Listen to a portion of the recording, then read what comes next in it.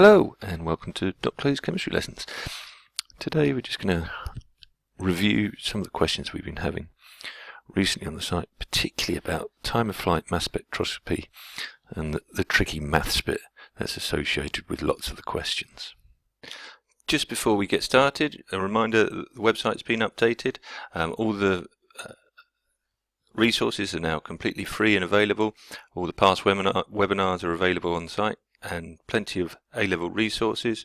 And this particular video is now going into the blog section, and you'll find a relevant blog, plenty of places to ask questions, and we'll get videos coming out on all that sort of information soon.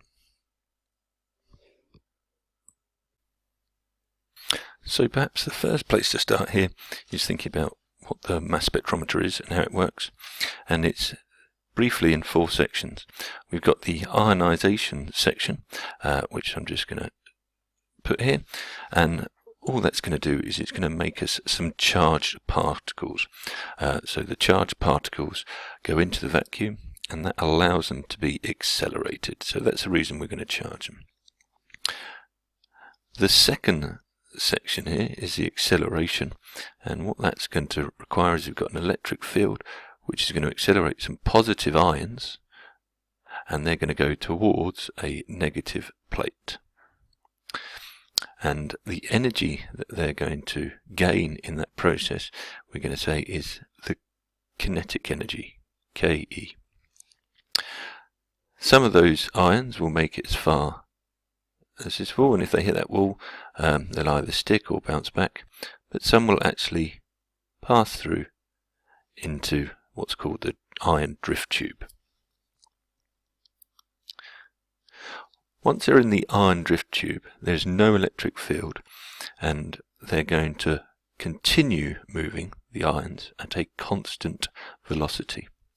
And that velocity, we know, is going to be relevant to the kinetic energy. And the kinetic energy we can describe as velocity squared multiplied by half times the mass. That's going to remain the same all the way up to the end here, and then eventually they'll pass into the detector section. So our key equation here is this one, where we can see that the kinetic energy is equal to half times the mass multiplied by the velocity squared.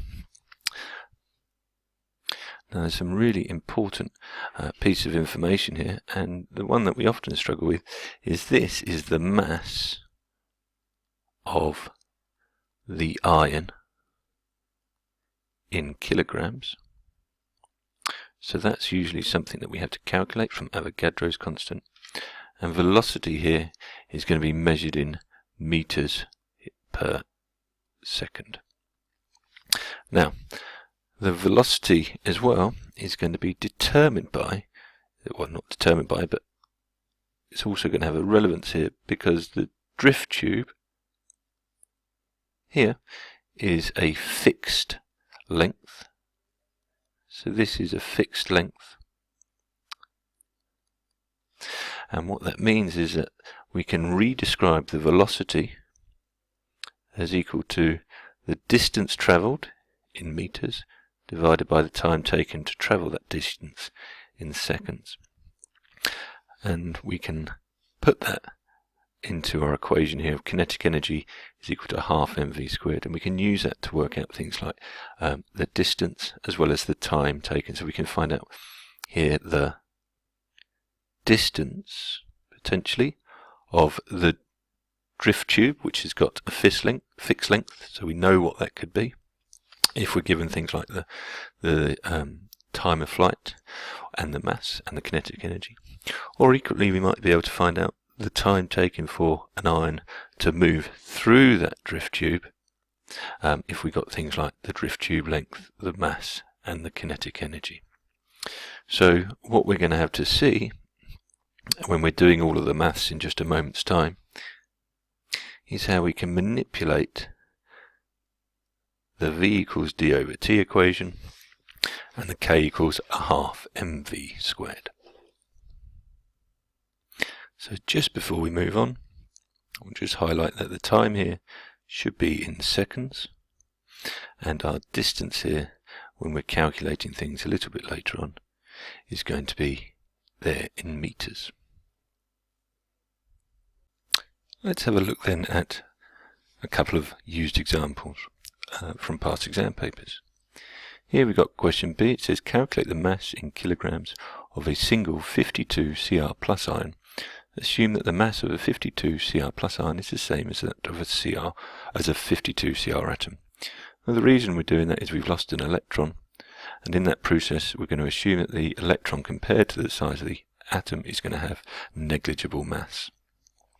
Therefore we can assume that the Cr plus ion is the same mass as the Cr atom. How do we do that? Well, in the first instance, we know that the 52 here stands for the mass per mole, so it's the 52 grams per mole. So if we divide by L, the Avogadro's constant, we get 6.022 times 10 to the 23.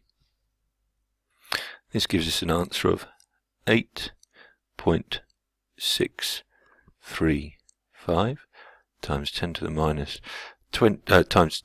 23.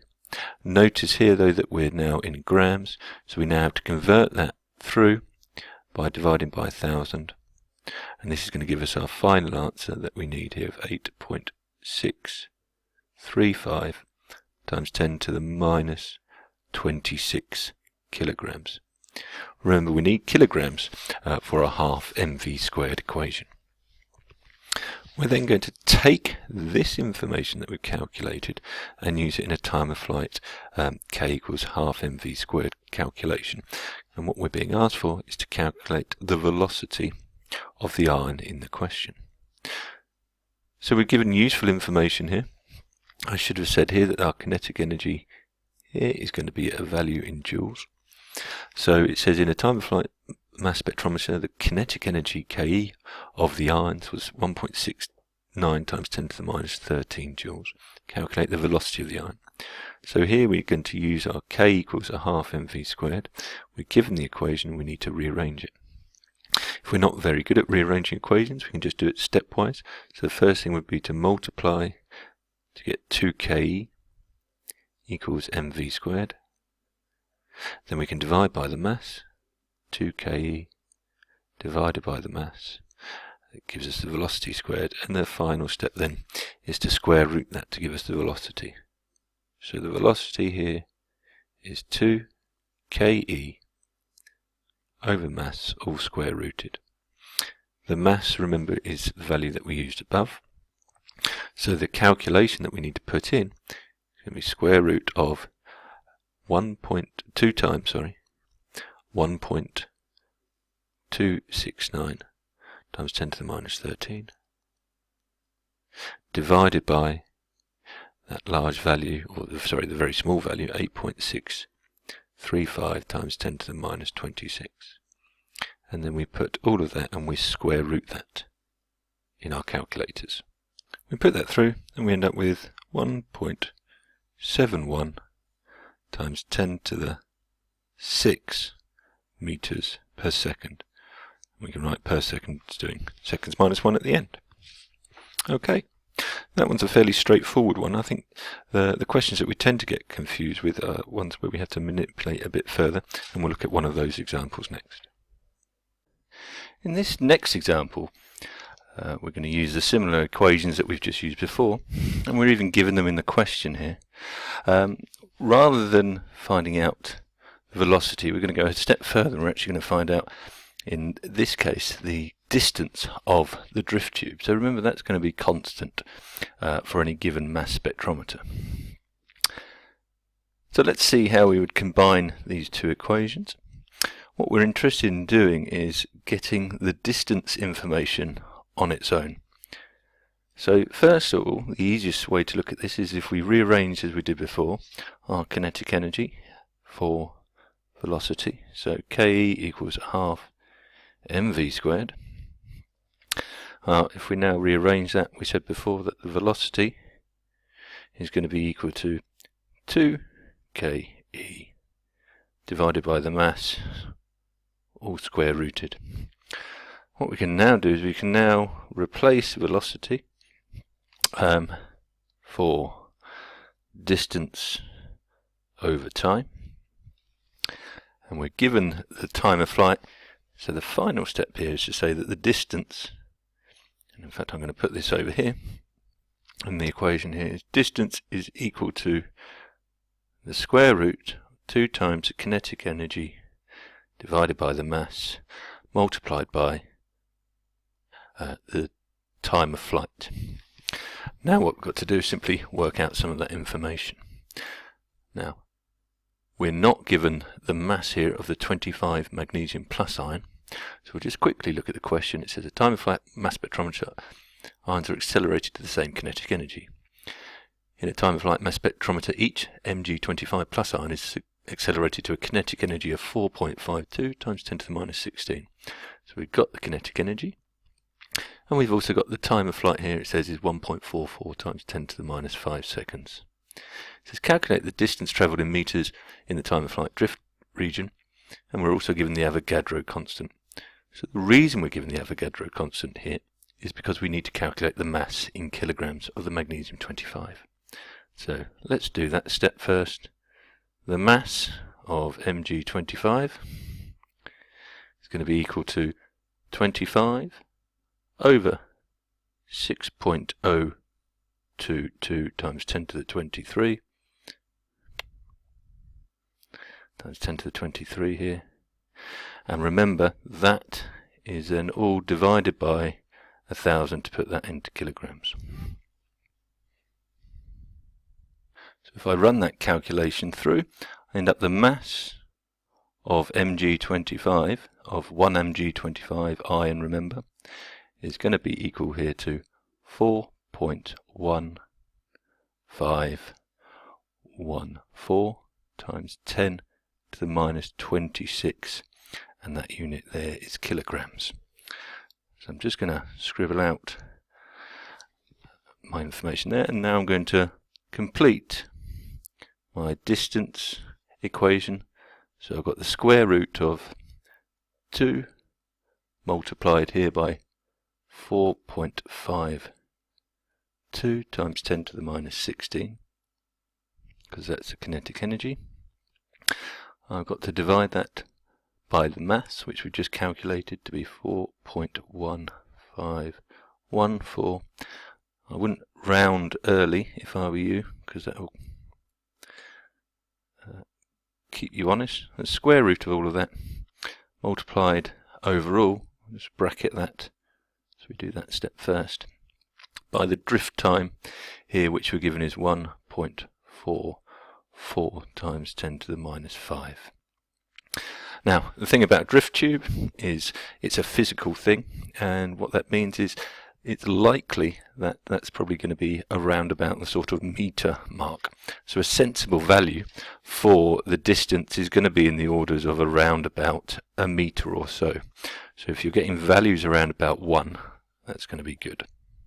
So as I put my calculations in my calculator, my final answer is a little bit more than 1 meter. It actually comes out at 2.13 to an appropriate number of significant figures.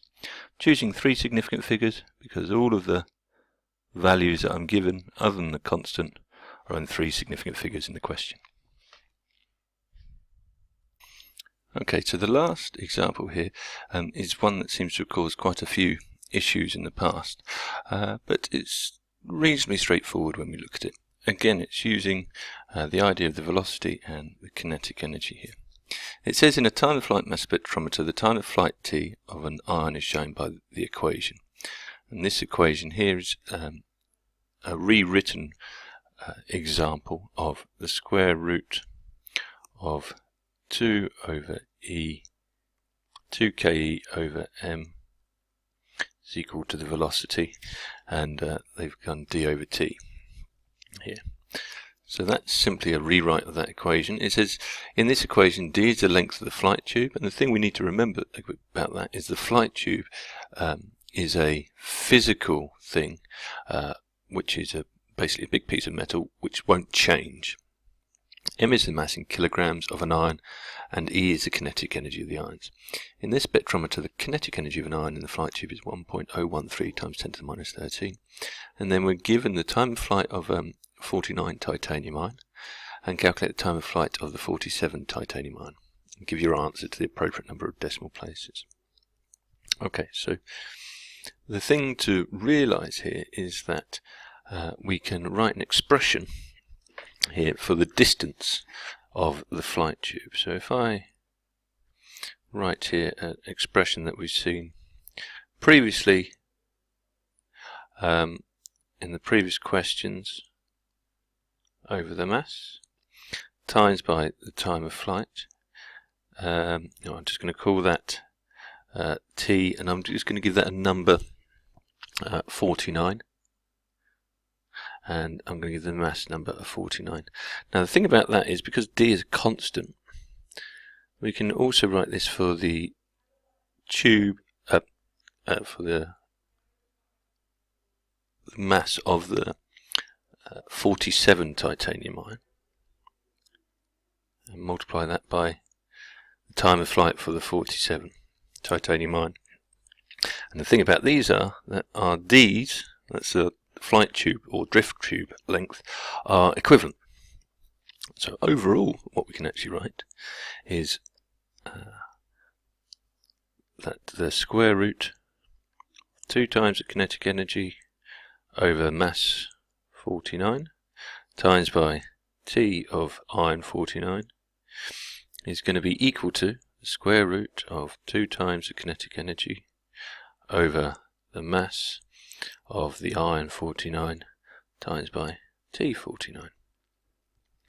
I'm just going to get rid of these equations. That's simply because the drift tube length is a constant. Now, what we can simply add into these then are some values. We have the value here. What we need to do actually is get the time of flight in the first instance, give your answer to the appropriate number, calculate the time of flight for T47. So what we're interested in here, it shouldn't be T49, it should be mass 47 T47. We've got mass 49 T49 here. We can rewrite this expression at the time of flight for mass 47. What I'm going to do is I'm going to take this expression over to this side, is equal to the square root of 2 times the kinetic energy over the mass in kilograms of 49 divided by the square root of 2 times the kinetic energy over the mass of 47 times by T49.